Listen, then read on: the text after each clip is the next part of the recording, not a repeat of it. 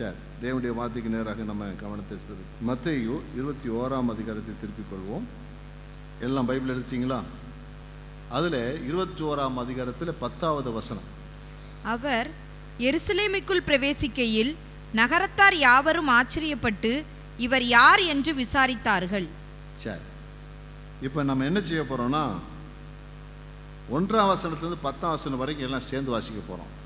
அவர்கள் எருசலேமுக்கு சமீபமாய் சேர்ந்து ஒலிவ மலைக்கு அருகான பெத்பகேக்கு வந்தபோது இயேசுவானவர் சீசரில் 2 பேரை நோக்கி, உங்களுக்கு எதிரே இருக்கிற கிராமத்துக்கு போங்கள். போனவுடனே அங்கே ஒரு கழுதையும் அதனுடைய ஒரு குட்டியையும் கட்டியிருக்க காண்பீர்கள். அவைகளை அவிழ்த்து என்னிடத்தில் கொண்டு வாருங்கள். ஒருவன் உங்களுக்கு ஏதாகிலும் சொன்னால் இவைகள் ஆண்டவருக்கு வேண்டும் என்று சொல்லுங்கள். உடனே அவைகளை அனுப்பிவிடுவான் என்று சொல்லி அவர்களை அனுப்பினார். இதோ உன் ராஜா சாந்த குணம் உள்ளவராய் கழுதையின் மேலும் கழுதை குட்டியாகிய மரியின் மேலும் ஏறி கொண்டு உன்னிடத்தில் வருகிறார் என்று சீயோன் குமாரத்துக்கு சொல்லுங்கள் என்று தீர்க்கதரிசியினால் உரைக்கப்பட்டது நிறைவேறும்படி இதெல்லாம் நடந்தது. சீசர்கள் போய் இயேசு தங்களுக்கு கட்டளையிட்டபடியே செய்து கழுதையையும் குட்டியையும் கொண்டு வந்து அவைகள் மேல் தங்கள் வஸ்திரங்களை போட்டு அவரை ஏற்றினார்கள். திரளான ஜனங்கள் தங்கள் வஸ்திரங்களை வழிகளே விரித்தார்கள். வேறு சிலர் மரக்கிளைகளை தரித்து வழிகளே பரப்பினார்கள். முன் நடப்பாரும் பின் நடப்பாருமாகிய திரளான ஜனங்கள் தாவீதின் குமாரனுக்கு ஓசன்னா, கர்த்தருடைய நாமத்தினாலே வருகிறவர் சோதரிக்கப்பட்டவர், உன்னதத்திலே ஓசனா என்று சொல்லி ஆர்ப்பரித்தார்கள். அவர் எருசலேமுக்கு பிரவேசிக்கையில் நகரத்தார் யாவரும் ஆச்சரியப்பட்டு இவர் யார் என்று விசாரித்தார்கள். ஹல்லேலூயா, கர்த்தருக்கு ஸ்தோத்திரம் உண்டாவதாக. ஒரு அற்புதமான வேத பகுதி என்ன செய்கிறோம் நாம் பார்க்கிறோம். உலகெங்கிலும் குருத்தோலை ஞாயிறு என்று சொல்லி இந்த நாளை சிறப்பித்து அவர்கள் வித்தியாசமான விதங்களிலே அவர்கள் கொண்டாடுகிறதை நம்ம பார்க்கிறோம். அது எதன் அடிப்படையில் என்று சொன்னால் இந்த சம்பவத்தின் அடிப்படையில் தான் இந்த குருத்தோலை ஞாயிறு ஆசரிக்கப்படுகிறது.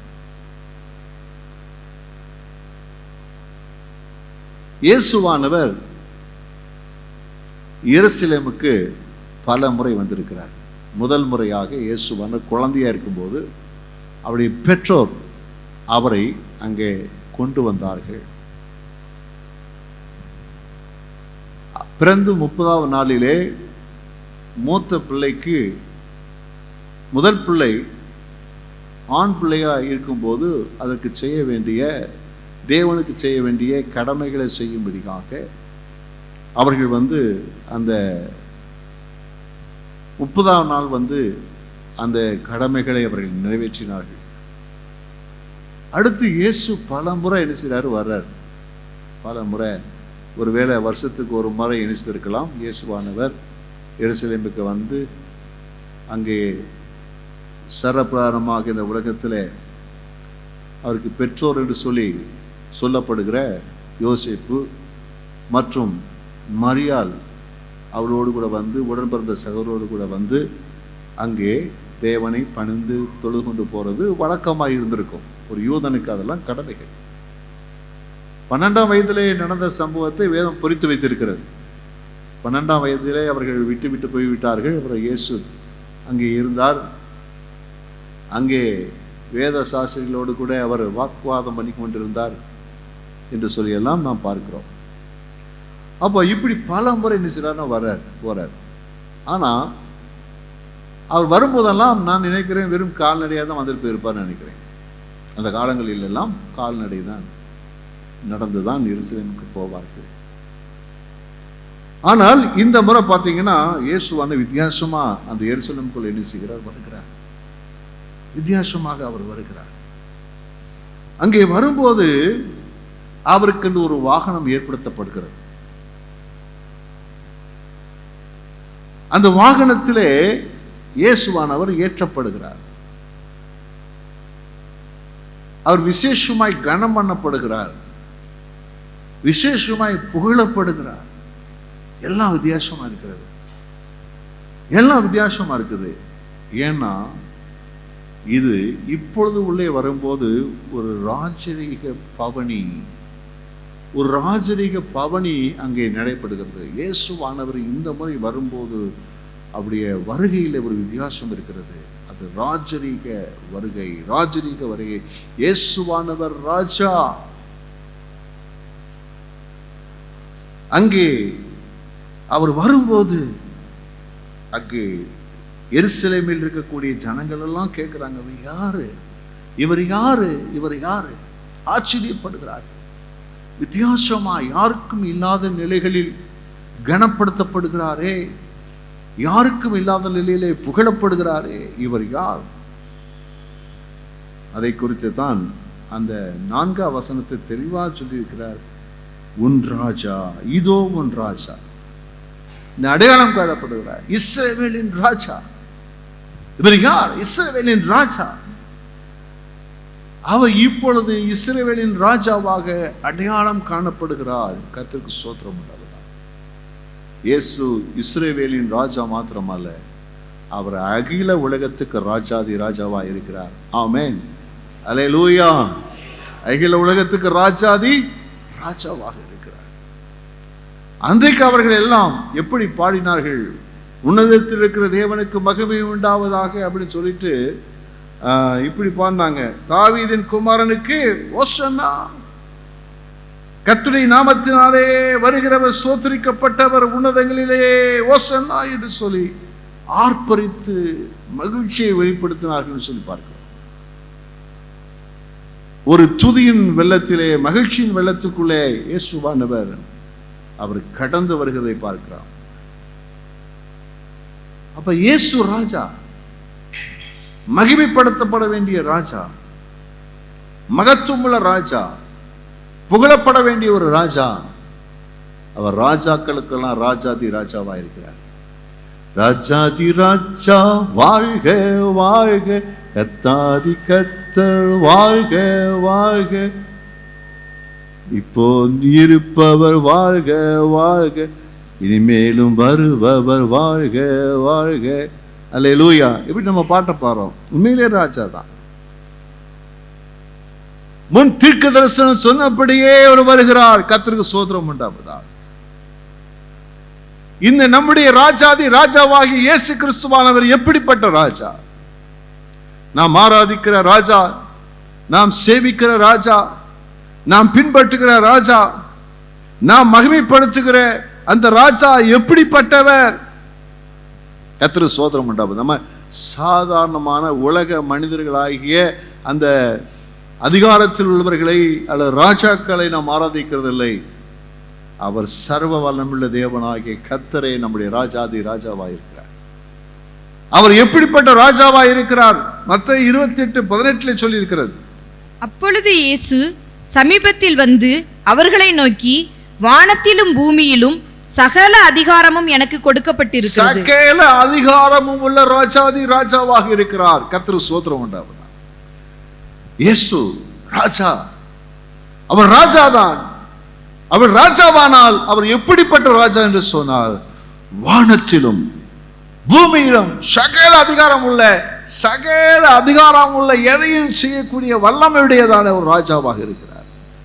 அதனால தான் இயற்கை அவருக்கு கீழ்ப்படிந்தது, பிசாசுகள் நடுங்கினது, மரித்தவர்கள் உயிரோடு கூட எழும்பினார்கள், குஷ்டரோகிகள் சுகமானார்கள், பார்வையற்றவர்கள் பார்வையை பெற்றுக் கொண்டார்கள். எல்லா அற்புதமும் எப்படி நடைபெற்றது சொன்னால் அவர் ராஜாதி ராஜா. அவர் சகல அதிகாரமுடைய ராஜாவாக இருக்கிறார்.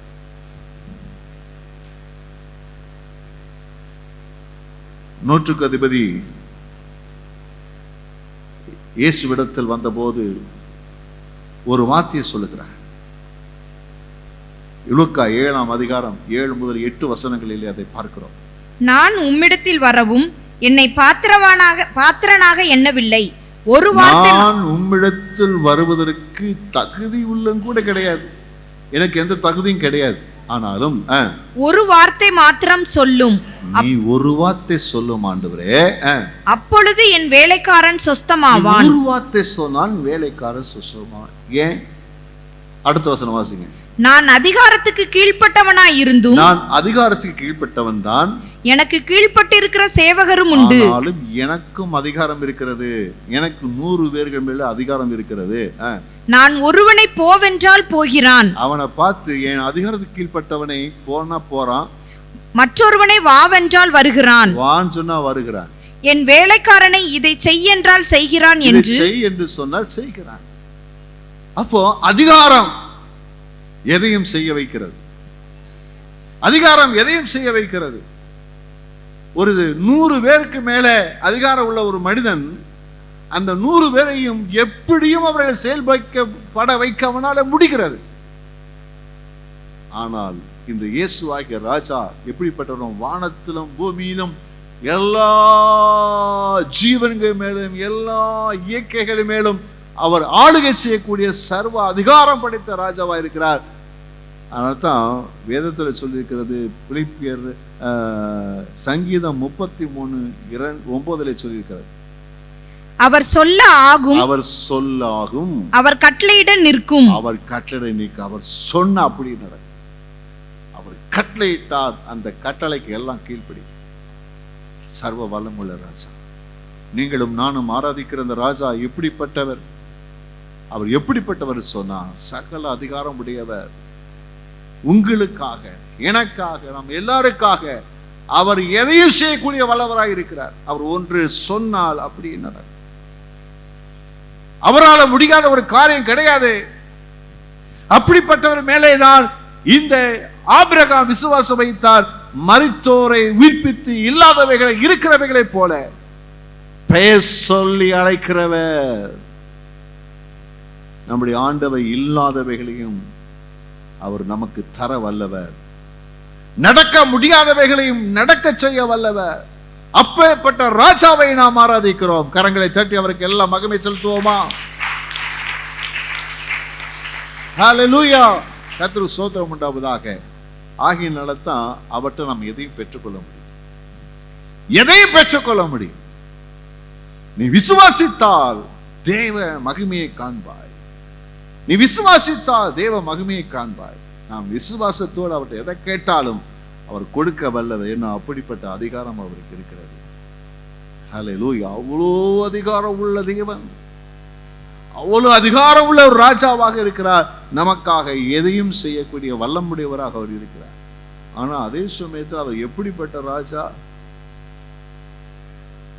21ஆம் அதிகாரம் மத்தேயு 21:7. கழுதையையும் குட்டியையும் கொண்டு வந்து அவைகள் மேல் தங்கள் வஸ்திரங்களை போட்டு அவரை ஏற்றினார்கள். அப்ப எது மேல ஏறி இருக்கிறாரு? கழுதை குட்டி மேல ஏறி இருக்கிறார். ராஜாக்கள் 2 விதமான வாகனங்களிலே வருவது வழக்கம். ஒன்று, குதிரைகள் மேலே வருவார்கள். குதிரை மேலே வருவார்கள்.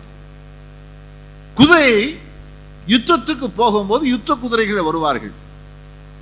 பவனி வரும்போது அந்த குதிரைகள், பவனி வரக்கூடிய அந்த குதிரைகள் மேலே வருவார்கள். ஆனால் சில சமயம் கழுதைகள் மேலே வருவார்களாம். ஏனென்றால் ஜனங்களுடைய தேவையை சந்திப்பதற்காக தங்களை தாழ்த்தி அவர்கள் வருவார்களாம். இதே போல இயேசுவானவர் ராஜாவாகிய, நம்முடைய ராஜாவாகிய கர்த்தராகிய இயேசு கிறிஸ்து இங்கே வருகிறார் என்று சொன்னால் இது தாழ்மையின் அடையாளம். ரொம்ப தாழ்மையுள்ள ராஜா அவர். ரொம்ப தாழ்மையுள்ள ராஜா அவர். ரொம்ப தாழ்மையுள்ள ராஜா. அவர் வானத்தை படைத்தாலும் பூமியை படைத்தாலும் சகல அதிகாரமும் சகல வல்லமை அவருக்கு இருந்தாலும் யாரையும் அதிகாரத்தோடு அவர்களை நடத்துகிறதில்லை. அதிகாரத்தினாலே எதையும் கையாளுகிறதில்லை. அவர் எப்படி நம்மோடு கூட ஈடுபடுகிறார் சொன்னா, அவர் தேவன். அந்த மகத்துவம், அந்த வல்லமை, அந்த அதிகாரத்தோடு நம்ம ஈடுபடாதபடி நம்மை போல, நம்மிலே ஒருவரை போல அவர் தாழ்த்தி நம்மோடு கூட இடைபடுகிறவராகவே இருக்கிறார். அதை குறித்து பிலிப்பியர் 2ஆம் அதிகாரம் 6 முதல் 8 வசனங்கள் சொல்லுகிறது. அவர் தேவனுடைய ரூபமாயிருந்தும் தேவனுக்கு சமமாயிருப்பதை கொள்ளையாடின பொருளாக எண்ணாமல் தம்மை தாமே வெறுமையாக்கி அடிமையின் ரூபம் எடுத்து மனுஷர் சாயலானார். பாருங்க, அடிமையின் ரூபம் எடுத்து மனுஷனானார். அவர் மனுஷ ரூபமாய் காணப்பட்டு மரண பரியந்தம், அதாவது சிலுவையின் மரண பரியந்தமும் கீழ்ப்படிந்தவராகி தம்மை தாமே தாழ்த்தினார். அவருடைய தாழ்மைக்கு ஒரு பெரிய ஒரு காரியம் இங்கே நிரூபணமாக்கப்பட்டிருக்கிறது. என்னவென்று சொன்னால், தேவன் சர்வ வல்லமுள்ள தேவன், சகல அதிகாரம் உள்ள தேவன். ஆனால் அவர் ஒரு சாதாரண ஒரு மனிதனை போல இந்த உலகத்திலே வருவது என்பது கற்பனைக்கு எட்டாவது. அனைவருக்கு புரிய மாட்டேங்குது, விளங்க மாட்டேங்கிறது. அப்போ உலக ஞானம் தேவனுக்கு பைத்தியமாயிருக்கிறது. உலக ஞானத்தினாலே நான் அதை புரிந்து கொள்ள முடியல. எப்படி கடவுள், எப்படி மனுஷா வர முடியும்? ஆனா வந்திருக்கிறாரே, எப்படி வர முடியும்னு சொன்னா, அவரிடத்திலே ஒரு சுவாபம் காணப்பட்டது, தாழ்மை. தான் நேசித்த, தான் அன்பு கூர்ந்த, தன்னால் படைக்கப்பட்ட மனுஷன் மேல் அவர் அன்பு கூர்ந்தபடியினால் அவன் மனுஷன் வாழ்வடையும்படி, அந்த மனிதனாய் இருக்கக்கூடிய நீங்களும் நானும் வாழ்வடையும்படி, நம்முடைய சாபங்கள் மாறும்படி, நம்ம இருக்கிற ஆக்கினை தீர்ப்புகள் மாற்றி அமைக்கப்படும்படி அவர் இவ்விதமாய் மனுஷ சாயலானார், தன்னை தாழ்த்தினார். அல்லேலூயா. இந்த ராஜா எப்படிப்பட்டவர்? மிகுந்த தாழ்மையுடையவர். அதனால தான் அவர் என்ன சொல்றாருன்னா, அவர் நம்ம பார்த்து எப்படி கூப்பிடுறாரு? பிள்ளைகளேன்னு கூப்பிடுறாரு. நாம் பிள்ளைகளாவதற்கு என்ன தகுதி இருக்கிறது? பிள்ளைகளேன்னு சொல்றாரு. இன்னும் ஒரு உச்ச கட்டத்துக்கு போய் என்ன சொல்றாருன்னா, சிநேகிதரேன்னு சொல்றாரு. சிநேகிதரேன்னு சொல்றாரு. நம்ம அவர்கிட்ட சிநேகிதருக்கு கொடுக்க நமக்கு என்ன தகுதி இருக்கிறது? ஆனாலும் சிநேகிதரேன்னு சொல்றாரு. சில அந்தஸ்து பார்ப்பாங்க, இவங்ககிட்ட ஃப்ரெண்ட்ஷிப், அவங்க நமக்கு செட் ஆக மாட்டாங்க, அவங்க நமக்கு வாய்க்க மாட்டாங்க. மனிதராக இருக்கிற நம்ம கொஞ்சம் படிச்சிருந்தா என்ன செய்ய மாட்டோம்? மற்றவங்களோட ஃப்ரெண்ட்ஷிப்பு, படிக்காத ஆள்கிட்ட ஃப்ரெண்ட்ஷிப் வச்சுக்கிட மாட்டோம். சிலருக்கு நல்ல வசதியாக இருக்கிறவங்க ஒரு ஏழைகிட்ட போய் ஃப்ரெண்ட்ஷிப் வைக்க விரும்ப மாட்டாங்க. ஆனால் இந்த புழுக்களாக இருக்கிற நம்ம ஆண்டவர் இருக்காருன்னா, அப்படிப்பட்டதான உறவை நம்மோடு ஏற்படுத்தி வைத்திருக்கிறார் என்றால் அவர் எவ்வளவு தாழ்மையுள்ள தேவன். அல்லேலூயா, அல்லேலூயா. அவர் கரங்களை தட்டி இயேசுநாதருக்கு நல்ல மகிமை செலுத்துவோமா? அல்லேலூயா, அல்லேலூயா, அல்லேலூயா. கர்த்தருக்கு ஸ்தோத்திரம் உண்டாவதாக. அது மாத்திரமல்ல, இந்த ராஜா எப்படிப்பட்டவர்? இங்கே 4ஆம் வசனத்தில் சொல்லும் போது, இதோ ஒரு ராஜா சாந்த குணம் உள்ளவராய், அவர் ரொம்ப சாந்த உள்ளவர், சாந்த உள்ளவர். ஆமென். இன்றைக்கு சாதாரணமான நமக்கு இந்த சாந்த குணம் என்பது எட்டாய் கனியாய் அனைவருடைய வாழ்க்கையில் இருக்கிறது. சாந்தம் என்றால் என்ன? அது இலக்கிடத்தை தேடி பார்த்து, அல்லது இந்த உரை, அந்த காலத்தில் கோணார் உரைன்னு வச்சிருப்பாங்க நாங்கள் படிக்கிற காலங்களில். அப்போ எல்லா தமிழ் வார்த்தைகளுக்கும் என்ன செய்யப்படும்? அதுக்கு பொருள் இருக்கும்.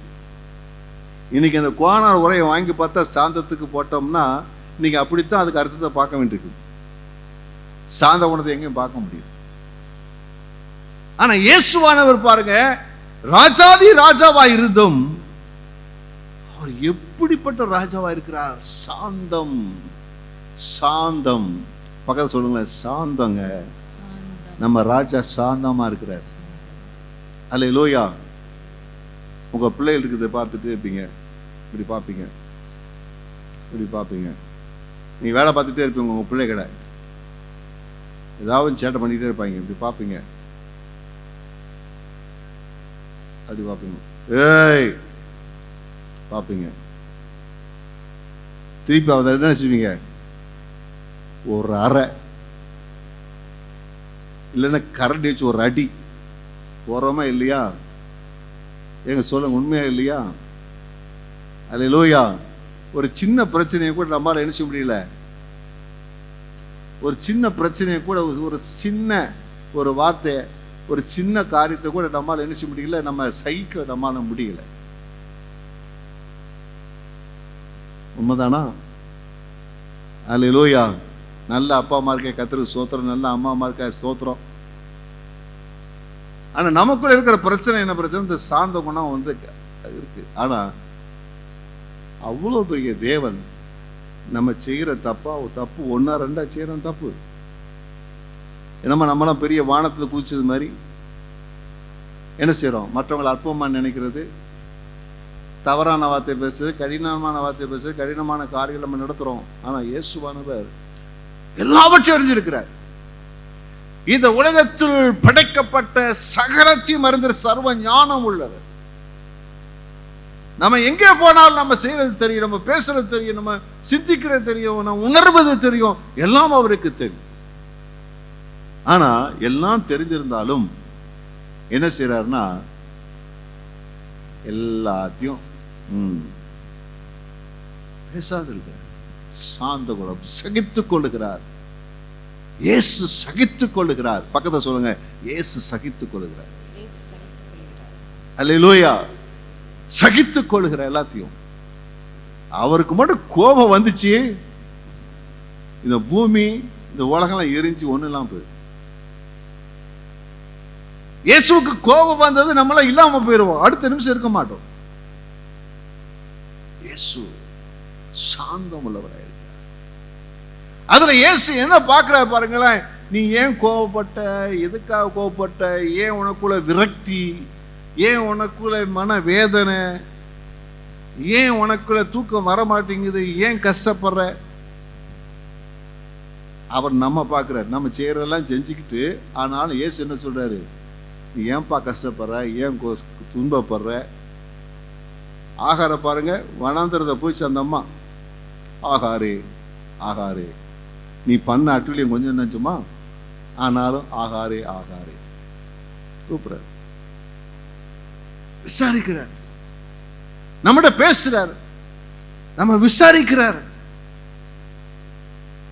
என்ன சொல்றார் பாருங்க, மத்தேயு 11ஆம் அதிகாரம் 28 முதல் 30 வசனங்கள்.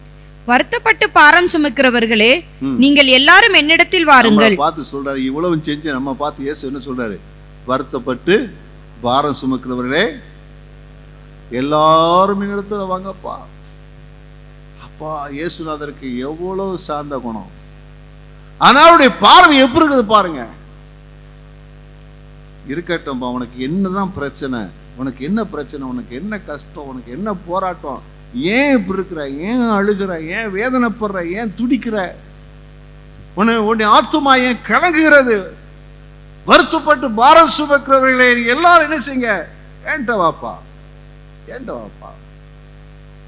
வரும்போதே தெரியுது அவன் செஞ்ச அக்கிரமம் தெரியுது, அநியாயம் தெரியுது, எல்லாம் தெரியுது. ஆனா இயேசு எப்படி பார்க்கிறாரு? உன் பிரச்சனையை மாற்றுக்கு நான் இருக்கிறேன்ப்பா. ஏன் ஏன் நான் உங்களுக்கு இளைப்பாறுதல் தருவேன். என்னிடம் வந்து என்னிடத்தில் கற்றுக்கொள்ளுங்கள். எப்படி நான் சாந்தமா இருக்கிறேன் நீ கற்றுக்கொள்ளுப்பா, கற்றுக்கொள். என்னிடத்தில் வந்து என் நுகத்தை ஏற்றுக்கொள். என் நுகம் மெதுவாயிருக்கிறது, லகுவாயிருக்கிறது. கஷ்டம்லாம் கிடையாது. உன் லைஃப் மாறிடும், கவலைப்படாத. உனக்கு பிரஷரா வர வேண்டிய அவசியம் இல்லை, சுகர் வர வேண்டிய அவசியம் இல்லை, ஒண்ணு வர வேண்டிய அவசியம் இல்லை. என்னோட நீ நல்லா இருக்கலாம் அப்படின்னு சொல்லி தேவன் நம்மளை ஏற்றுக்கொள்கிற அந்த பக்குவம் இருக்குதே, அதுதான் சாந்த குணம் உள்ள ஒரு ராஜா. அல்லேலூயா. அல்லேலூயா வரமாட்டேங்குது. கர்த்தருக்கு ஸ்தோத்திரம் உண்டாவதாக. நான் சொல்லும் போது அநேகருக்கு நம்ம செஞ்சதெல்லாம் மனசுல வருது போல் இருக்குது, அதான் ஒன்றும் சொல்ல மாட்டேங்கிறீங்க. ஆனாலும் எல்லாத்தையும் ஏற்றுக்கொண்டு சகிச்சு கொண்டு, ஆனாலும் உன்னை நேசிக்கிறான்ப்பா, உன் பிரச்சனையை மாற்றுவான் பண்ணி கவலைப்படாம பேசக்கூடிய அந்த ராஜா தான் நம்முடைய ராஜாவா இருக்கு, சாந்த குணம் உள்ள ராஜாவா இருக்கு. அது மாத்திரமல்ல, இந்த ராஜா எப்படிப்பட்ட ராஜா, அவர் எப்படிப்பட்ட ராஜா என்று சொன்னால், நான்காவதாக சங்கீதம் 40 வாசிக்கிறோம். 6 முதல் 8 வசனத்தின் முன்பகுதி வரைக்கும். பலியையும் காணிக்கையும் நான் விரும்பாமல் என் செவிகளை திறந்தீர். சர்வாங்க தகன பலியையும் பாவ நிவாரண பலியையும் நீர் கேட்கவில்லை. அப்பொழுது நான், இதோ வருகிறேன், புஸ்தக சுருளில் என்னை குறித்து எழுதியிருக்கிறது. என் தேவனே, உமக்கு பிரியமானதை செய்ய விரும்புகிறேன். உமக்கு பிரியமானதை செய்ய நான் வருகிறேன். இயேசுவானவர் இந்த இதுக்குள்ள அவன் நுழையும் போது நீங்க நினைப்பீங்க, இயேசுநாதருக்கு பயங்கர புகழ்ச்சி, வரவேற்பு, மரியாதை எல்லாம் இருக்குது. ஆனா இயேசுநாதருக்கு உள்ள நுழையும் போது என்ன தெரியுது? இவ்விதமாய் மனுஷகுமாரன் பாடுபடவும் மரிக்கவும் வேண்டியதாய் இருக்கிறது. அப்போ இயேசு அந்த வேலைக்காக தான் காத்துட்டு இருக்கிறார். உள்ளே போகும்போது எப்படி போறாருன்னா, இயேசு உள்ளே போகும்போது அங்கே தன்னுடைய சீசரில் ஒருவனாகிய யூதாஸ்கரியத்து மூலமாய் காட்டி கொடுக்கப்பட போகிறோம். அங்கே மத தலைவர்கள் கைது செய்து அரசாங்கத்திற்கு ஒப்படைக்கப்பட போகிறார்கள். தனக்கு விரோதமாய் குற்றம் சொல்ல போகிறார்கள். அப்போ பிலாத்து நியாயம் விசாரிக்கும் போது அவர் நம்மை என்ன செய்ய போகிறார்? நம்ம தப்புவிக்க, குற்றம் இல்லை என்று தப்புவிக்க முயற்சி செய்ய போகிறார். அப்பொழுது சொல்கிறார்கள், யாரை விடுவிக்கலாம் என்று சொல்லி கேட்டு, இது மூலமாக இந்த பண்டிகை நாட்கள் ஒரு விடுதலை செய்ய சொல்லும் போது, இல்ல இவர் எங்களுக்கு வேண்டாம், எனக்கு அவனை விடுச்சு அந்த அந்த தீவிரவாதி என்ன செய்யுங்க, பரபாசை விடுதலை செய்யும். எங்களுக்கு இயேசு என்ன செய்யணும்? கொலை செய்யும். அப்போ எல்லாம் சொல்ல தெரியுது, இயேசுவாதுக்கு எல்லாம் தெரியுது. இந்த ஜனங்கள் உங்களை போல இல்லை, என்ன போல இல்லைன்னு சொல்லி இது வரைக்கும் இருந்தவன், சுகத்தை பெற்றவன், அற்புதத்தை பெற்றவன், வாங்கி சாப்பிட்டவன் எல்லாம் சேர்ந்து தான் என்ன செய்ய போறான்? இயேசுநாதரை கொலை செய்யும் சொல்றான். ரோமேஸ்வர் முகத்துல காரி துப்புறது, அவமானப்படுத்துறது, முற்கிரம் சூட்டப்பட்டது, வஸ்திரத்தை உரிந்து கொள்ளுதல், சிலுவையை தூக்கி கொண்டு நடத்தல், கொல்கதா மலையிலே கையிலே ஆணி, 2 கால்கள் இணைச்ச ஆணி, சிலுவை மரத்தில் தொங்க போறது, அவர் பரியாசம் பண்றது எல்லாம் மனதில் அவருக்கு நல்லா தெரியும். அங்கே துடித்து அவர் ஜீவனை கொடுக்கிறோம், பிதாவுடைய முகம் மறைக்கப்பட, உலகத்தின் பாவம் எல்லாம் அவ்வேளை சுமத்தப்படும் போது பிதாவுடைய முகம் மறைக்கப்படுவது எல்லாம் தெரிகிறது. ஆனாலும் அந்த தேவ திட்டத்தை நிறைவேற்றும்படியாக இயேசு கிறிஸ்து உள்ளே போகிறார். கம்பீரமாய் போகிறார், சந்தோஷமாய் போகிறார், மகிழ்ச்சியோடு போகிறார். இதோ வருகிறேன் சொல்லி தேவ திட்டத்தை நிறைவேற்றும்படியாக அவர் போகிறார். நம்முடைய வாழ்க்கையில தேவ திட்டத்தை நிறைவேற்றுவதற்கு இயேசு ஒரு நல்ல ஒரு மாதிரி. கர்த்தருக்கு ஸ்தோத்திரம் உண்டாவதாக. நம்மை குறித்து தேவ ஒரு திட்டம் வைத்திருக்கிறார். அது ஆயிரங்களுக்கு அது பயனுள்ள ஒரு திட்டமாக இருக்கும். நம்ம நினைச்சிருப்போம், நம்ம வச்சு தேவ திட்டத்துல நம்ம எந்த மூளைக்கு இல்ல. ஒவ்வொருவரை குறித்து தேவன் ஒரு திட்டம் வைத்திருக்கிறார். இந்த திட்டத்தின் மூலமாக அநேகர் ஆசீர்வதிக்கப்படுவதற்கு தேவ ஒரு திட்டத்தை வைத்திருக்கிறார்.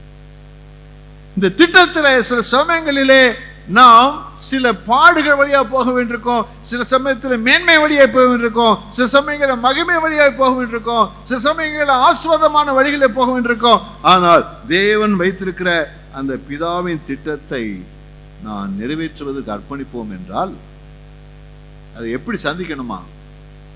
இயேசுநாதரை போல நாம் சந்திக்கவே. இயேசு அப்படித்தான் போனார். ஹல்லேலூயா. அப்படி செய்தால் மகிமை நமக்கு காத்திருக்கிறது.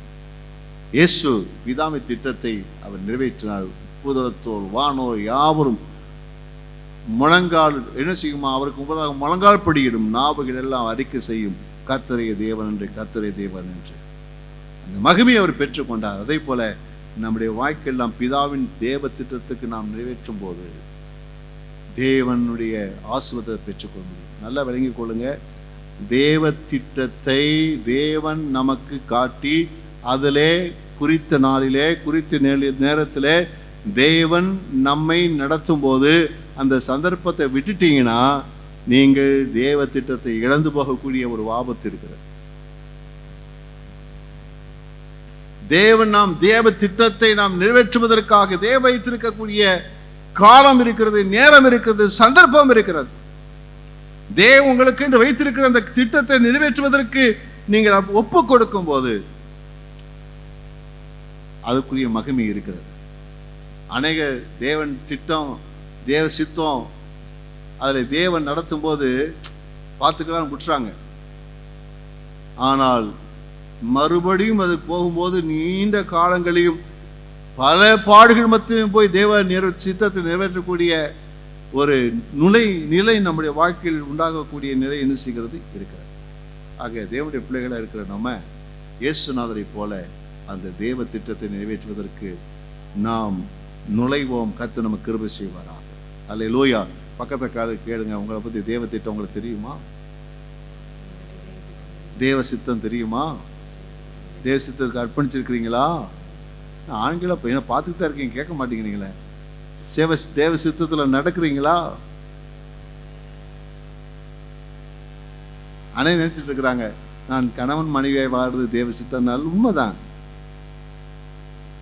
நான் நேரத்துக்கு சமையல் பண்ணேன், நேரத்துக்கு சாப்பிட்றேன், நேரத்துக்கு கொடுக்க உண்மைதான். அதுக்கு மேலே ஒரு திட்டம் வச்சிருக்கேன், வாழ்வதற்கு ஒரு தேவ திட்டம் வச்சிருக்கிறேன். நான் ஒரு கிறிஸ்தவனை வாழ்வதற்கு தேவ ஒரு திட்டம் வச்சிருக்கிறாரு. உங்க வாழ்க்கை என்பதற்கு ஒரு திட்டம் இருக்கிறது. அந்த திட்டத்தை அறிந்து ஒப்பு கொடுத்து நடக்கும் போது அது மகிமையுள்ளதா இருக்கும். கர்த்தர் அப்படி இருக்க உதவி. அதை சந்திக்க தைரியமா போகணும், சந்தோஷமா போகணும், அதை ஏற்றுக்கொள்ள வேண்டும். தேவ திட்டத்தை நம்ம ஏற்றுக்கொள்ளணும், புறக்கணிக்க கூடாது, கஷ்டம் சொல்லக்கூடாது, நேரம் இல்லைன்னு சொல்லக்கூடாது. ஒப்பு கொடுங்கள், கர்த்தர் உங்களை ஆசீர்வதிப்பாரா. அல்லேலூயா. இந்த ராஜா இயேசு யாரே? ராஜா ராஜா ராஜா, உன்னுடைய ராஜா. இவர் யார்? இவர் யார்? அவர் ராஜா, அவர் ராஜா. அப்ப இயேசு ராஜான்னு சொன்னா அவர் எப்போ ராஜாவாக வருவார்?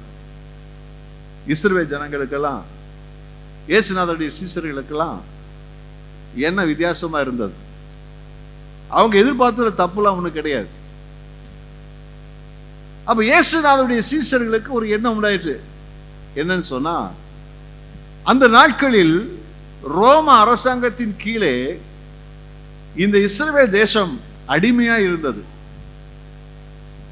ஆகையினாலே அவர்கள் எல்லாரும் எப்படா விடுதலையாவன்னு சொல்லி நினைச்சாங்க. இயேசுநாதர் வந்த போது அவங்க என்ன நினைச்சாங்கன்னா, இயேசுவானவர் இந்த யூதருக்கு அந்த ரோமர் கையிலிருந்து நம்ம விடுதலையாக்குவாரு, ராஜாவாவாரு, அப்படி எல்லாம் நினைச்சிட்டு இருக்கிறாங்க.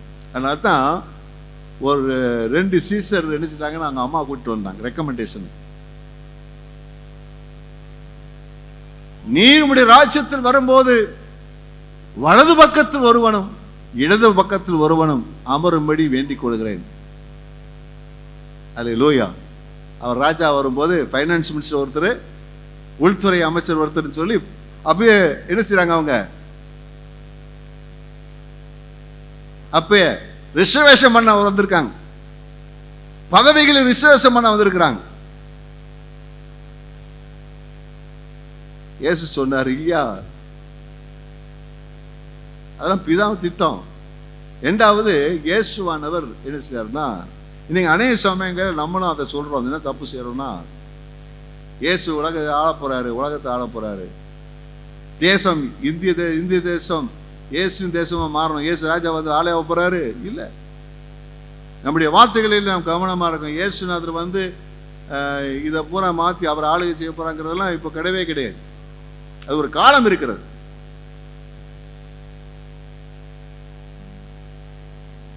இது தவறான எண்ணங்கள் என்ன மாற்றிக்கொள்ள. இயேசு ராஜா எங்கே? இயேசு ராஜாவா எங்க இருப்பார்? எங்க இருக்கிறார்? அவர் பரலோகத்திலிருந்து நமக்கு என்ன பிரயோஜனம்? பாருங்க, லூக்கா 17ஆம் அதிகாரம் 21வது வசனம். இதோ இங்கே என்றும் அதோ அங்கே என்றும் சொல்லப்படுகிறதற்கும் ஏதுவிராது. ராஜ்யம் என்று சொல்லும்போது தேவனுடைய ராஜ்யம் எங்க வந்துருச்சு?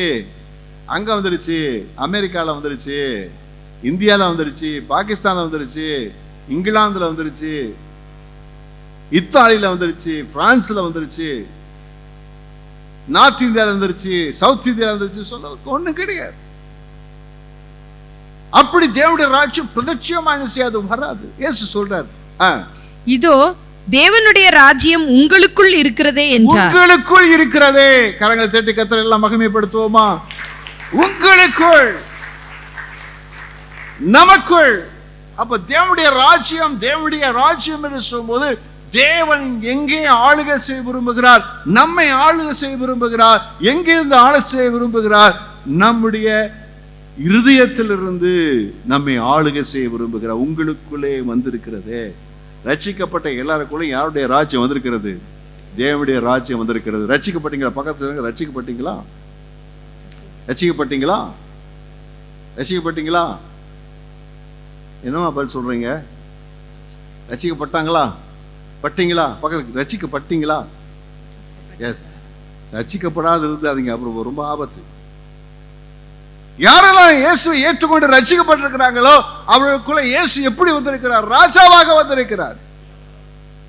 ராஜாவர். இந்த ராஜா நம்முடைய இதயத்துக்குள்ள இருந்து அவர் என்ன செய்ய விரும்புகிறார்? அவருடைய ராஜ்யத்தை அவர் வைத்திருக்கிறார். அந்த ராஜ்யத்தில் ஆளுகை செய்ய விரும்புகிறார்.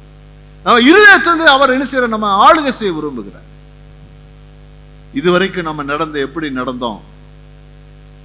கண்கள் பார்த்தபடி, மனசு விரும்பினபடி, இருதயம் யோசித்தபடி நாம் நடந்தோம்.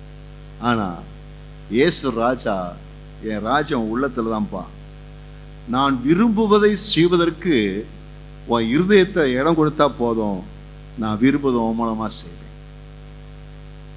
அல்லேலூயா. ஆனா உள்ள இருக்கிற இயேசு ராஜாவுக்கு இடம் கொடுத்தா தான் அவர் ஆளுகை செய்ய முடியும். அவருக்கு இடம் கொடுக்கணும். நம்முடைய இருதயத்திலே, நமக்குள்ளே அந்த தேவனுடைய ராஜ்யம் என்ன செய்யணும்? செயல்படுவதற்கு இடம் கொடுக்கணும்.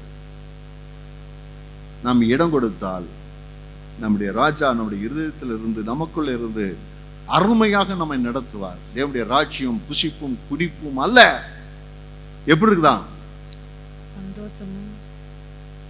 தேவனுடைய ராஜ்யம் புசிப்பு இல்ல, குடி, பரிசுத்தாவினால் நிறைந்த, எப்படி? பரிசுத்தாவினால் நிறைந்த சந்தோஷமாய் இருக்கிறது. அல்லேலூயா. அதை சொல்லவே முடியும். எப்படி சந்தோஷம் உள்ளது? அது இயேசுடைய ஆளுகை இருந்தால் என்ன செய்யுமா? நம்முடைய இருதயத்தை ஒரு சந்தோஷம் இருக்கும். அந்த சந்தோஷம் பரிசுத்தாவியனுக்கு கொடுக்கிற பெரிய சந்தோஷமா என்ன செய்யும்? ஏன் இருதயத்துல சந்தோஷம் இல்லை? ஏன் இருதயத்துல சந்தோஷம் இல்லைன்னா, தேவ ஆவிய தேவன் நம்மை நடத்துவதற்கு, அப்படி ஆளுகை செய்வதற்கு நம்ம இடம் கொடுக்கா போதுதான் பிசாசு ஆளுகை செய்ய ஆரம்பிச்சிருவான். கவலைகள், சோர்வுகள், துக்கங்கள், பயங்கள் எல்லாம் கொண்டு வந்து அவன் சிறப்பிடிச்சு அவன் ஆளுகை செய்ய ஆரம்பிச்சிருவான். யாரெல்லாம் கவலைப்படுறீங்களோ, யாரெல்லாம் துக்கப்படுறீங்களோ, யாரெல்லாம் பயப்படுறீங்களோ, அந்த இடத்துல யார் வந்துடுவான்? ஆனா இயேசுவானவர் வந்து இருக்கிறாருன்னா என்ன அர்த்தம்? பயமே கிடையாது. அது பரிசுத்த ஆவியினால் உண்டான சந்தோஷமா இருக்கிறது. அல்லேலூயா. யார் என்ன பேசிட்டாங்களா? அல்லேலூயா. என்ன அடிச்சிட்டாங்களா? அல்லேலூயா. ஆமென். பக்கத்து பாச நமக்கெல்லாம் கவலை, நமக்கெல்லாம் பிரச்சனை இல்லாம இருக்கும். கேளுங்க, பிரச்சனை இல்லாம இருக்கும். யாருக்கெல்லாம் பிரச்சனையே இல்லை கை தூங்க பார்ப்போம். பிரச்சனை, வாழ்க்கையே பிரச்சனை தான். பிரச்சனை தான். அல்லேலூயா. எல்லாமே பிரச்சனை தான். ஆனாலும் நமக்குள்ள ஒரு சந்தோஷம் இருக்கு. பார்த்தீங்களா? திட்டுனாலும் சந்தோஷம். ஏன்னா ஏசப்பாவுடைய ராஜ்யத்துக்கு இருக்கும்போது அவைகள் எல்லாம் அவனை சேதமைப்படுத்த முடியாது. அவ்வளோ பெரிய சந்தோஷம் இருக்கு. தேவ திட்டம் செய்கிறேன், கர்த்தர் சொல்றதை செய்கிறேன், கர்த்தருடைய வழியில் நடக்கிறேன். இதை போல ஒரு சந்தோஷம் உலகத்தில் கிடையவே கிடையாது. ஆமென். கர்த்தருக்கு ஸ்தோத்திரம் உண்டாவதாக, மகிமை உண்டாவதாக. உள்ளத்தில் அவர் ஆளுகை செய்கிறவராக இருக்கிறார். இரண்டாவது, அவருடைய ராஜ்யத்தை எங்கே ஸ்தாபிக்க விரும்புகிறார்? ஒன்று, உள்ளத்திலே அவர் ஸ்தாபிக்கிறார். உள்ளத்திலே ஸ்தாபித்து ராஜாவாக ஆளுகை செய்ய விரும்புகிறார். இரண்டாவது, அவர் எங்கே தம்முடைய ராஜ்யத்தை ஸ்தாபிக்கிறார்? சங்கீதம் 87 1-2 வசனங்கள். சங்கீதம் 87 1-2 வசனங்கள். அவர் அஸ்திபாரம் பரிசுத்த பர்வதங்களில் இருக்கிறது.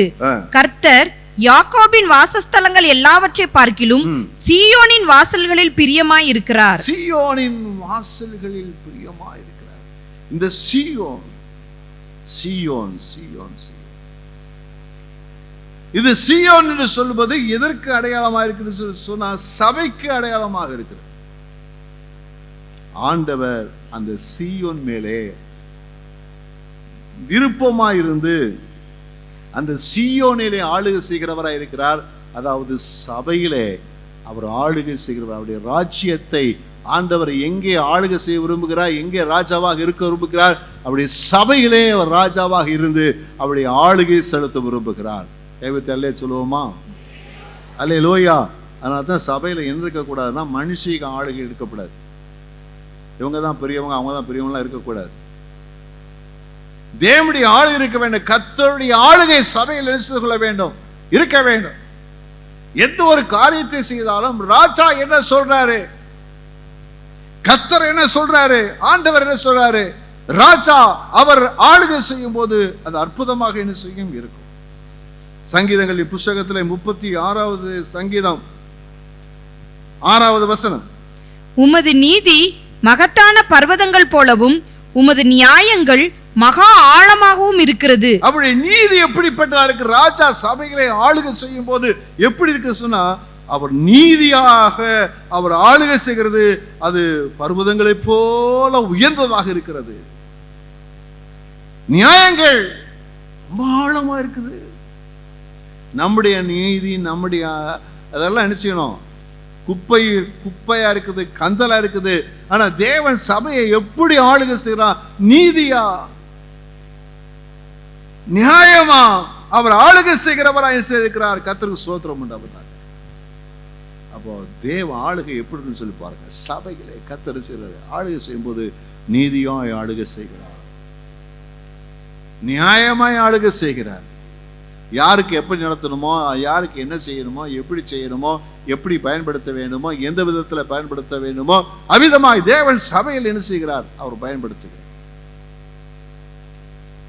யாரோ ஒரு நபர் அவர் உயர்ந்த பதவியில் இருக்கிறார், அல்லது யாரோ ஒரு நபர் நிறைய பணத்தை கொடுக்கிறார், ஆகினால் அவருக்கு ஒரு நீதி, அவருக்கு ஒரு நியாயம் இயேசு பார்க்கறது இல்லை.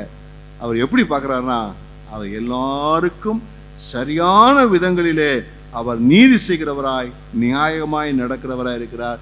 தேவன் அவ்விதமாய் சபையில் நினைச்சார், அரசாட்சி செய்கிறார். பக்கத்து சொல்லுங்க, இயேசுநாதர் சபையில அரசாட்சி பண்றாரு, ஆளுகை செய்யறாரு, நீதியா நியாயமா.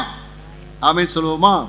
கர்த்தருக்கு ஸ்தோத்திரம். நமக்கு விருப்பங்கள் ஆசைகள் நிறைய இருக்கலாம், ஆனா தேவனுடைய ஆள் இருக்கும்போது நமக்கு என்னென்ன ஆண்டவர் செய்ய முடியுமோ அதை கரெக்டா செஞ்சுட்டே இருப்பார். கர்த்தருக்கு துதியும் ஸ்தோத்திரம் உண்டாவதாக. அவருடைய ஆளுகை எப்படி இருக்கிறது? 7ஆம் வசனம். தேவனே உம்முடைய கிருபை எவ்வளவு அருமையானது, அதனால் மனுபுத்திரர் உமது செட்டைகளின் நிழலிலே வந்தடைகிறார்கள். அவருடைய கிருபையை பாருங்க. அவருடைய ஆளுகை எப்படிப்பட்ட ஆளுகை சொன்னா, நீதி உள்ளது, நியாயமானதுன்னு சொல்றது மாத்திரமல்ல, கிருபை உள்ளது. சபையில ஆண்டவர் எப்படி ஆளுகை செய்கிற? கிருபை கிருபை கிருபை கிருபை. அப்ப தேவன் அவருடைய கிருபையின் அடிப்படையிலே அவர் ஆளுகை செய்கிறவராக இருக்க. சபையில யார் வருவா? சபையில யார் வருவா, யார் இருப்பார்? சபையில யார் வருவா, யார் இருப்பார்? நீங்க தான் சொல்லுங்க. சபையில யார் வருவாங்க, யார் இருப்பாங்க? எங்க சபைக்கு யார் வருவா, யார் சபையில் இருப்பாங்க? சத்தமா சொல்லுங்களேன். ஆண்டவரே, உங்க ஜனங்களுக்கு யாருக்குமே பேச தெரியல, நீங்க தான் கேளுங்க.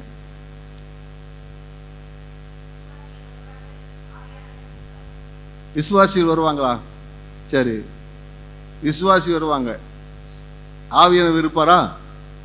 சரி. ஏன் மனுஷங்களா இருக்க மாட்டாங்களா? சரி, நல்லா பேசுறீங்க, வெரி குட். இப்படிதான் பேசணும், தேவைப்படும் போது பேசணும். யார் வருவா? குடிகாரன் வருவான், கொலைகாரன் வருவான், விபச்சாரக்கல்ல வருவான், கொள்ளையடிச்ச வருவான், அசுத்தம் வருவான், நல்லவனும் வருவான், கெட்டவனும் வருவான், அதிகாரத்துள்ள வருவான், அதிகாரம் இல்லாத வருவான், பிரபலியமா இருக்கிறவங்க வருவாங்க, பிரபலியம் இல்லாதவங்களும் வருவாங்க, எல்லாம் வருவாங்க. சபைக்குள்ள வரும்போது எப்படி வர்றாங்களா? சிலர் அங்கங்க நீதிமானாக்கப்பட்டு வர்றாங்க, அநேகர் பாவியத்தை உள்ள வர்றாங்க, தேவை உள்ளவங்க தான் வர்றாங்க. எல்லாருமே 100% நல்லவர்கள் கிடையாது. உண்மைதானா? உண்மைதானா இல்லையா? அல்லேலூயா. நான் 100க்கு 100 பர்ஃபெக்ட் சொல்லணும், கை வச்சு அல்லையா சொல்லுங்க சத்தமா. பொய் சொல்லுகிறீர்கள். வேதம் சொல்லுது, நான் சொல்றேன். 100% இருக்க அடைக்கப்பட்டிருக்கிறோம். அதுக்கு நேரா கர்த்தர் மாத்திட்டு இருக்கிறார். ஆனா கொண்டாடுறாரு, கொண்டு வந்து அப்படி கிருபையினாலே நீதிமானாக்கி, பரிசுத்தனாக்கி, இயேசுவின் சிஷ்யனாக்கி, பிள்ளையாக்கி, நண்பராக்கி, கிறிஸ்துவின் சாயலுக்கு தக்கதாக அவர் உருவாக்கிட்டே இருக்கிறார். ஆமென் சொல்லுவோமா? நம்மேல் வருகிற கிருபையை பாருங்க. உள்ள வந்தா கையை கால ஆண்டவர் என்ன பண்ணணும்ல. ஒருத்தன் பாவியா வர்றான், ஒருத்தன் குடிச்சிட்டு வர்றான். ஒரு குடிகாரன் சபைக்குள்ள வரும்போது ஆண்டவர் என்ன செய்யறாரு? நீ குடிச்சிட்டு சபைக்கு வந்தியா, ஆகினால உன்னை கொலை பண்றாரா? என்ன செய்யறாரு?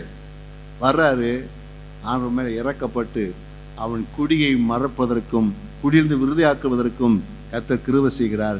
அவன் குடிகாரனா வருகிறான், அவன் மனந்திரும்பி நல்லவனாய் மாறிவிடுகிறான். ஒரு அல்லேலூயா சொல்லுவோமா? சுகம் இல்லாதவனாய் வருகிறான், கர்த்தர் ஆரோக்கியத்தை தருகிறார். கடன் பிரச்சனையோடு வர்றாரு, கர்த்தவனை ஆசீர்வதிக்கிறார்.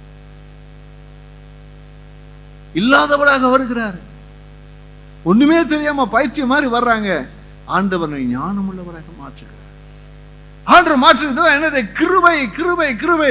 உங்களுடைய ஆலயத்தின் சம்பவம், உங்களுடைய கிருபை எவ்வளவு அருமையானது. அதனால் மனுபுத்திர உங்களுடைய சட்டைகளின் நிலையிலே வந்தடைகிறார்கள். அப்ப வர்றாங்க, ஓடி ஓடி வர்றாங்க. ஏன் வர்றோம்? கிருபை, தேவ கிருபை நம்மை மாற்றுகிறது, நம்மை ஆசீர்வதிக்கிறது, நம்மை உயர்த்துகிறது, நம்மை தப்பு வைக்கிறது, நமக்கு நன்மை. தேவன் அங்கே என்ன செய்ய? அவருடைய ஆளுகை கிருபையின் அடிப்படையினாலே ஒரு ஒரு ஒரு ஆளுகையா இருக்கிறது. நம்மை மாற்றக்கூடிய ஒரு கிருபை, நம்மை உருவாக்கக்கூடிய ஒரு கிருபை, நம்மை உயர்த்துகிற ஒரு கிருபை. சபைக்குள்ள வரும்போது அதெல்லாம் நடக்குது. தேவன் ஆளுகை செய்கிறார். 8ஆம் வசனம். உமது ஆலயத்தில் உள்ள சம்பூர்ணத்தினால் என்ன செய்யறாருன்னா, சபையில ஆலயத்துல சம்பூர்ணம் இருக்குது. எல்லாவற்றிலும் சம்பூர்ணம் எங்க இருக்கிறது? தேவனிடத்தில் இருக்கிறது. அந்த சம்பூர்ணத்தின்படி தேவன் சபையை ஆளுகை செய்கிறார். வாசிங்க. திருப்தி அடைவார்கள், உமது பேரின்ப நதியினால் அவர்கள் தாகத்தை தீர்க்கிறீர். சபைக்கு வரும்போது அவர் எப்படிப்பட்டவராக இருக்கிறாரோ அவருடைய சம்பூர்ணத்தினாலே தேவன் ஜனங்களை ஆசீர்வதிக்கிறார். அங்கே ஜனங்கள் திருப்தி அடைகிறார்கள். தேவனுடைய ஆசீர்வாதத்தினாலே ஜனங்கள் திருப்தியாக்கப்படுகிறார்கள். எங்கும் கிடைக்காத திருப்தி தேவ சமூகத்தில் வரும்போது அவரால் நமக்கு என்ன செய்கிறது? அதுல இன்னும் வழக்கா சொல்லிருக்குது, பேரின்ப நதியினால் அவர்கள் தாகத்தை தீர்க்கிறது. பேரின்ப நதி. சபைக்குள்ள வரும்போது என்ன மகிமையா இருக்குது, ஆராதிக்கும் போது என்ன ஒரு மகிமை, என்ன ஒரு தேவ சந்தோஷம், விவரிக்க முடியாத சந்தோஷம் இருக்குது. ஏன் அங்கிருந்து ஓடி வர்றோம், பல கிலோமீட்டர் தூரத்திலிருந்து ஓடி வருகிறோம் என்று சொன்னால் அங்கே அவருடைய சமூகத்தினுடைய பேரின்பம், பேரின்பத்தை என்ன செய்கிறார்? ஆறு நம்மை தந்து ஆசீர்வதிக்கிறார், தாகத்தை. அல்லேலூயா. கர்த்தர் சோதரம். அதனால்தான் நமக்கு அடிக்கடி ஒரு வார்த்தை வேதத்தை சொல்லப்படுகிறது. என்ன சொல்றோம்னா, எபிரேயர்ல வாசிக்கிறோம் 10ஆம் அதிகாரம் 25வது வசனம். பேசுகிறதற்கு நீங்கள்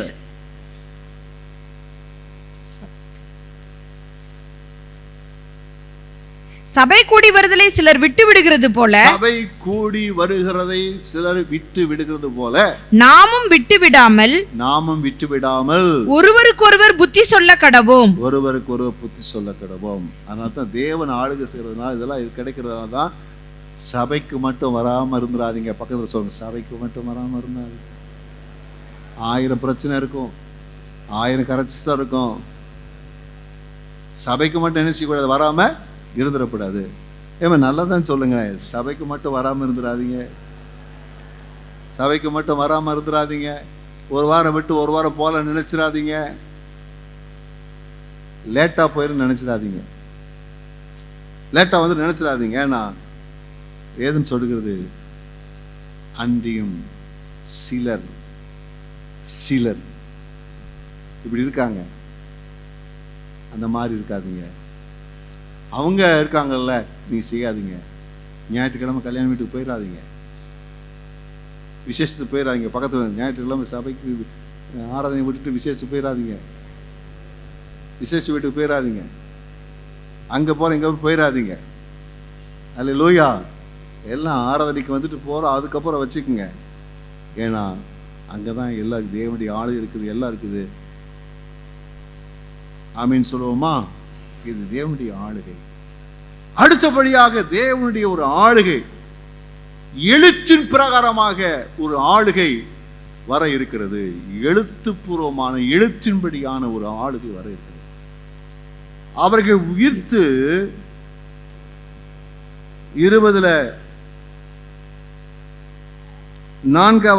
பின்பகுதி, அவர்கள் உயிர்த்து கிறிஸ்துவுடனே கூட 1000 வருஷம் அரசாண்டார்கள். கிறிஸ்துவுடனே 1000 வருஷம் நினைச்சாங்க அரசாண்டார்கள். அப்ப இயேசு கிறிஸ்து சீக்கிரம் வரப்போறார். ஒரு முறை வந்தார், நமக்காக பாடுபட்டு மரித்து நித்திய ஜீவனை கொடுக்கும்படி அவர் வந்தார். மறுபடி வரப்போகிறார். அதுல 2 வருகை இருக்குது. ஒன்று ரகசிய வருகை, சபை என்ன செய்யப்படும்?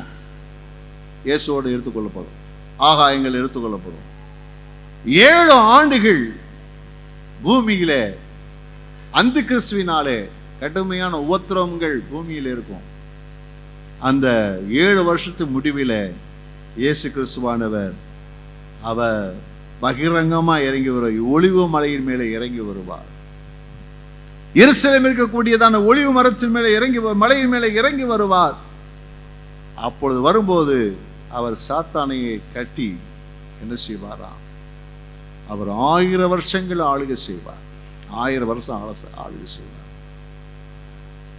அந்த 1000 வருஷ அரசாட்சியிலே அங்கே சொல்லப்பட, அவரோடு நாம் பாடுகளை சகித்துவோமானால் அவரோடு ஆளுகை செய்யலா இருப்போம் சொல்லியிருக்கிறதே. அந்த நாட்களை நமக்கு ஆளுகை கொடுக்கப்படும். கைகளை வைத்து அல்லே சொல்லுவோமா? நீங்க எந்த நாட்டில் மந்திரி இருக்க போறீங்களோ தெரியல. உங்களை ரொம்ப கவனமா மரியாதை நடத்த வேண்டியிருக்கிறது. ஒருவேளை நீங்க தமிழ்நாட்டுக்கு நீங்க ராஜாவா வந்துட்டீங்கன்னா உங்களுடைய தேவைலாம் எனக்கு தேவைப்படும். அதுங்கன்னா நம்ம எல்லாரும் ஒருத்தருக்கு நினைச்சீங்க, கொஞ்சம் மரியாதை நடத்துங்க. பக்கத்துல சொல்லுங்க, நீங்க எதுக்கு வரப்போறீங்களோ, எதுக்கு ராஜா வரப்போறீங்களோ. அல்லேலூயா.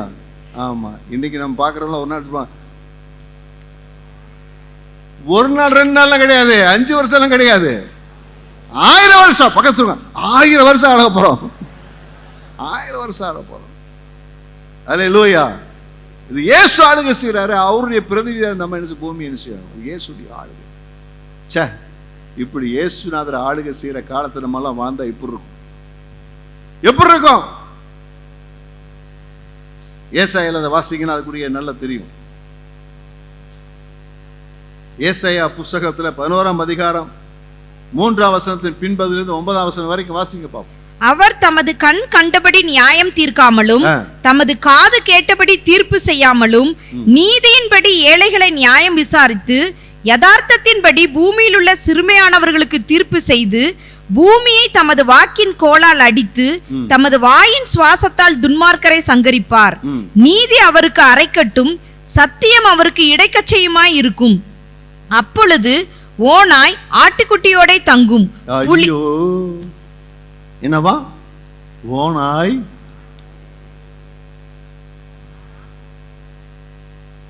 ஓனை ஆட்டுக்குட்டி ஓனை ஆட்டுக்குட்டி விடுமா ஐயா? ரெண்டும் என்ன செய்யும்? தங்கம். அப்புறம் புலி வெள்ளாட்டு குட்டியோட படுத்துக்கொள்ளும். ஐயோ, புலி பிரியாணி போட்டுறாதா? தங்கும். அப்புறம் கன்றுக்குட்டியும் பாலசிங்கமும் காளையும் ஒருமித்திருக்கும். ஒன்னா இருக்கும். ஒரு சிறு பையன் அவைகளை நடத்துவான். சின்ன பையன் நடத்திட்டு போவானா? பசுவும் கரடியும் கூடி மேயும். அவைகளின் குட்டிகள் ஒருமித்து படுத்துக்கொள்ளும். சிங்கம் மாட்டை போல் வைக்கோல் தின்னும். பால் குடிக்கும் குழந்தை விரியன் பாம்பு வலையின் மேல் விளையாடும். பால் மறந்த பிள்ளை கட்டுவிரியன் புற்றிலே தன் கையை வைக்கும். என் பரிசுத்த பர்வதம் எங்கும் தீங்கு செய்வாரும் இல்லை, கேடு செய்வாரும் இல்லை. சமுத்திரம் ஜலத்தினால் நிறைந்திருக்கிறது போல் பூமி கர்த்தரை அறிகிற அறிவினால் நிறைந்திருக்கும். பாவமே இருக்காதான் ஐயா. எல்லா சுவாமம் மாறிடுமா? சிங்கம் புலி எல்லாம் என்ன செய்வான்? ஒன்னா சேர்ந்து இருக்குமா? ராஜா ஆளுகை செய்யும் போது ஐயோ என்ன சந்தோஷம். அதுலெல்லாம் நம்ம இருந்து பார்க்கணும். அப்பதான் தெரியும் இந்த உலகம் எப்போ இருக்கணும். இப்போ இருக்கிற உலகத்தில் வாழ்றக்கூடிய சூழ்நிலையா இருக்குது. ஆனா அன்றைக்கு ஆண்டவர் ஆளுகை செய்யும் போது அப்படிப்பட்ட மிருக சுபாவம் மாறிடும். போட்டி பொறாம மாறிடும். எல்லாம் மாறி ஒரு அருமையான வாழக்கூடிய அருமையான ஒரு உலகமாக இந்த பூமியை மாறி ராஜா ஆளுகை செய்யும். சின்ன சிட்டு குருவியும் சிங்க சிட்டு சிருஷ்டி கர்த்தர் இயேசுவை சிரித்து மகிழ்ந்து துதித்து பாடுமே, சிரித்து மகிழ்ந்து துதித்து பாடுமே. அப்படி ஒரு பாட்டு. அதுல எப்படி அந்த சின்ன பிள்ளைகள் பாடின ஒரு பாட்டு தான். அதுல அது இருக்கான்னு தெரியல. அந்த பாட்டு எப்படி இருக்குன்னு சொன்னா அது எப்படி வரும்னா அதுல இந்த 1000 வருஷ அரசாட்சியில எப்படி இருக்குமோ அதை கொடுத்த ஒரு பாட்டு. கர்த்தருக்கு ஸ்தோத்திரம் உண்டாவதாக. அதுல இதெல்லாம் வரும். இந்த பாட்டு இதெல்லாம் வரும். தீமை செய்வார் ஒருவரும் இல்லையே அப்படின்னு வரும். கர்த்தர் நல்லவர். ஒரு மகிழ்ச்சியான உண்மையான ஒரு வாழ்க்கை அங்க பார்க்க முடியும். மனிதனுடைய வாழ்க்கை எப்படி வாழணுமோ அப்படி ஒரு வாழ்க்கை என்ன செய்ய முடியும்? பார்க்க முடியும். ஒரு வாழ்க்கை இருக்கும். சந்தோஷமான மகிழ்ச்சியான ஒரு வாழ்க்கை பூமியிலேயே வாழ முடியும். எப்போ? 1000 வருஷ அரசாட்சியில. ஏன்னா ராஜாதி ராஜா இயேசு ஆளுகை செய்கிறார். அல்லேலூயா. அதுக்கப்புறம் என்ன செய்ய சொன்னா, அவனவனுக்கு நான் பலிக்கும் பலன் என்னோடு கூட வருகிறது. தேவன் நித்திய நியாய தீர்ப்பு ஆண்டவர் தர்றாரு. அந்த நாட்கள்ல வெள்ளாடு செம்மறியாடு வேறு பிரிக்கப்படும். அப்பொழுது நமக்கென்று கர்த்தரின் சில நமக்கென்று இருக்கிற வாசஸ்தலத்துல நம்ம என்ன செய்வாரா? கொண்டு போய் வைத்துக் கொள்வார். அந்த நாளிலே அங்கே ஒரு நகரத்தை அங்கே இயேசு ராஜாதி ராஜாவாக இருந்து ஆளுகை செய்வார். எபிரேயர் 11:10 வாசிக்கிறோம். ஏனெனில் தேவன் தாமே கட்டி உண்டாக்கின அஸ்திபாரங்கள் உள்ள நகரத்துக்கு அவன் காத்திருந்தான். அவன் என்ன? ஆபிரகாம் காத்திருந்தார். ஒரு நகரத்துக்காக தேவனை உண்டாக்கினது. அது என்ன நகரம்? வெளிப்படுத்தின விசேஷம் 1 முதல் 20ஆம் அதிகாரம் 1 முதல் 4 வசனங்கள். 21ஆம் அதிகாரம். பின்பு நான் புதிய வானத்தையும் புதிய பூமியையும் கண்டேன். முந்தின வானமும் முந்தின பூமியும் ஒளிந்து போயின, சமுத்திரமும் இல்லாமற் போயிற்று. யோவான் ஆகிய நான் புதிய எருசலேம் ஆகிய பரிசுத்த நகரத்தை தேவனிடத்து நின்று பரலோகத்தை விட்டு இறங்கி வர கண்டேன். அது தன் புருஷனுக்காக அலங்கரிக்கப்பட்ட மணவாட்டியை போல ஆயத்தமாக்கப்பட்டிருந்தது. மேலும் பரலோகத்திலிருந்து உண்டான ஒரு பெரும் சத்தத்தை கேட்டேன். அது, இதோ மனுஷர்களிடத்திலே தேவனுடைய வாசஸ்தலம் இருக்கிறது. அவர்களிடத்திலே அவர் வாசமாய் இருப்பார். அவர்களும் அவருடைய ஜனங்களாய் இருப்பார்கள். தேவன் தாமே அவர்களோட கூட இருந்து அவர்களுடைய தேவனாய் இருப்பார். அவர்களுடைய கண்ணீர் யாவையும் தேவன் துடைப்பார். இனி மரணமும் இல்லை, துக்கமும் இல்லை, அலறுதலும் இல்லை, வருத்தமும் இல்லை, முந்தினவைகள் ஒளிந்து போயின என்று விளம்பினது. அல்லேலூயா. பரலோகத்தின் காட்சி நம்ம பார்க்கிறோம். அந்த புதிய எருசலேம் நமக்காக ஆயத்தம் பண்ண வைக்கப்பட்டிருக்கிறதான ஒரு அருமையான ஒரு நகரம். இயேசு ஆளுகை செய்கிறார். அங்கே கவலை கிடையாது, கண்ணீர் கிடையாது, மரணம் கிடையாது, துக்கம் கிடையாது, அலறு கிடையாது, கொள்வினை இல்லை, கொடுப்பனை கிடையாது. தேவதூதரை போல இருப்போம். நித்தியமாய் சந்தோஷமாய் தேவனோடு கூட வாழக்கூடிய ஒரு பெரிய பாக்கியம் இருக்கும். ஏனென்றால் கர்த்தராகிய இயேசு கிறிஸ்து ஆளுகை செய்கிறவராக இருக்கிறார். அல்லேலூயா, அல்லேலூயா.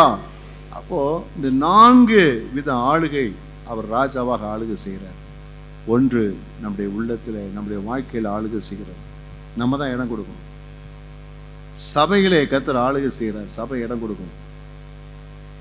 3வது, 1000 வருஷ அரசாட்சி, அது அவரே நமக்கு அந்த ஆளுகையில் நம்மை பங்கு பெற செய்வார்.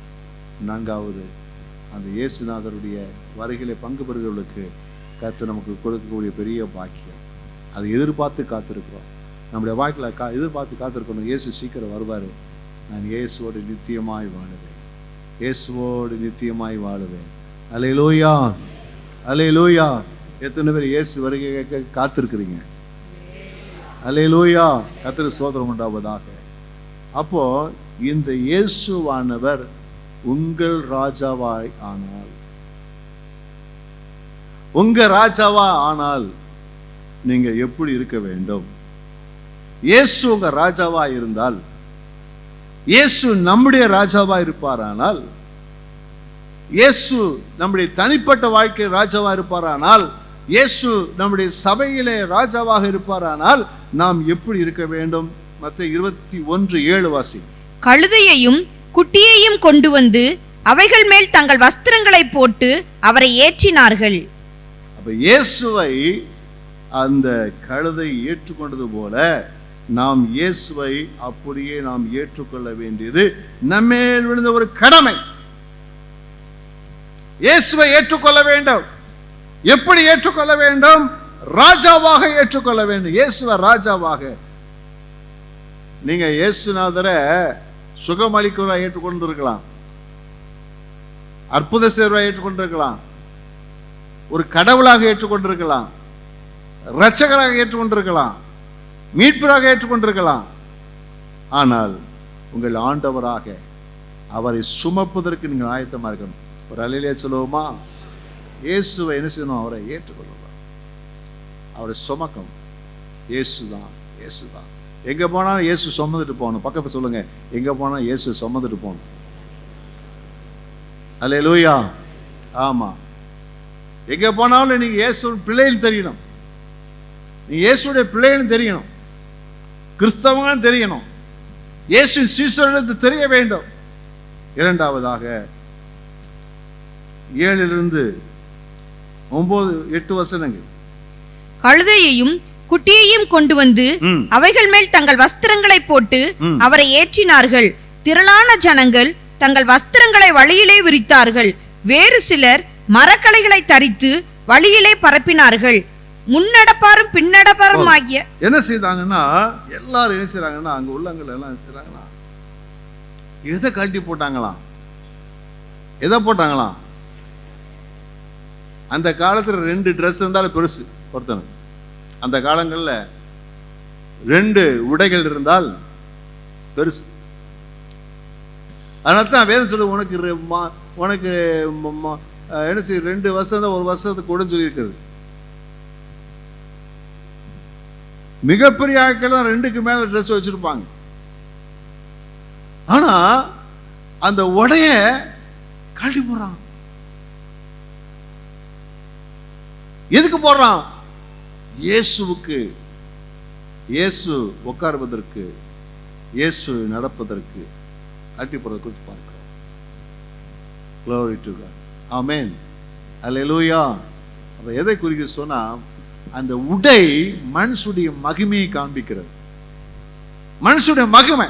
ஒரு மனுஷன் எவ்வளவு, ஒரு மனுஷனுடைய உடை சொல்லும் அவர் எப்படிப்பட்டவர், அவர் எப்படிப்பட்டவர், அவர் எவ்வளவு வசதி உள்ளவர், எவ்வளவு செல்வாக்கு உள்ளவர் என்பது அவருடைய உடை சொல்லும். அப்போ தன் உடைய கீழே தள்ளி போடுறாங்க. இயேசு போட்டோம். இப்ப இயேசுக்கு முன்பதாக நம்மை தாழ்த்துதல். நம்ம வாழ்க்கையில இயேசுக்கு முன்பதாக என்ன செய்து கொள்ள வேண்டும்? நம்மை தாழ்த்த வேண்டும். இயேசுக்கு தாழ்மையை நடந்து கொள்ள வேண்டும். ஆண்டவரே, நீங்க சொன்னா சரிதான்ப்பா, சொல்லுங்கப்பா, சரி. அடுத்தபடியா பார்த்தீங்கன்னா 9ஆம் வசனம், அவர்கள் எல்லாரும் என்ன செய்றாங்கன்னா, முன்னாடி பின்னாடி போற எல்லாம் செய்து, தாவீதின் குமாரனுக்கு ஓசன்னா, கர்த்தருடைய நாமத்தினாலே வருகிற ஸ்தோத்திரிக்கு. அப்ப எந்நேரமும் என்ன செய்யணுமா? அவரை துதித்து ஸ்தோத்திரித்து மகிமைப்படுத்தி கொண்டே இருக்க வேண்டும். அல்லேலூயா. இந்த 3 செய்யும் போது, எது செய்யும் போது, இயேசுவை நம்முடைய வாழ்க்கையில ஆண்டவராய் ஏற்றுக்கொண்டு நடக்கும்போது, அவருக்கு முன்பதாக நம்மை தாழ்த்தும் போது, அவரை நம்முடைய வாழ்க்கையில எல்லா விதங்களையும் மகிமை கொடுத்து கொண்டிருக்கும் போது, அப்போ அதை பார்க்குற ஜனங்க கேட்பாங்க, ஏய், ஒரு ராஜா வருகிறார், ஒரு ராஜா வருகிறார், ஒரு ராஜா வருகிறார், ஒரு ராஜா வருகிறார். அவர் யார் என்று கேட்பார். அவர் யார் என்று கேட்பார்.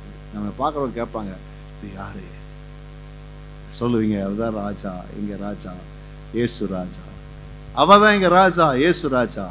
என் வாழ்க்கையை மாற்றின ராஜா, என் வாழ்க்கை ஆளுகை செய்கிற ராஜா, எனக்காக மகிமையை வைத்திருக்கிற ராஜா, என்னை ஆசீர்வதிக்கிற ராஜா, என் சுபாவத்தை மாற்றின ராஜா, என்னை ஆசீர்வதிக்கிற ராஜா, என்னோடு கூட இருந்து என்னை நடத்துகிற ராஜா அப்படின்னு சொல்லுவீங்க. அல்லேலூயா. அவ்விதமா இருக்க கர்த்தர் நமக்கு உதவி செய்வாராக. எழுந்து நாம் ஜெபிக்க போகிறோம். இவர் யார்? இவர் யார்? நாம் சொல்லுவோமா? என்னுடைய ராஜா,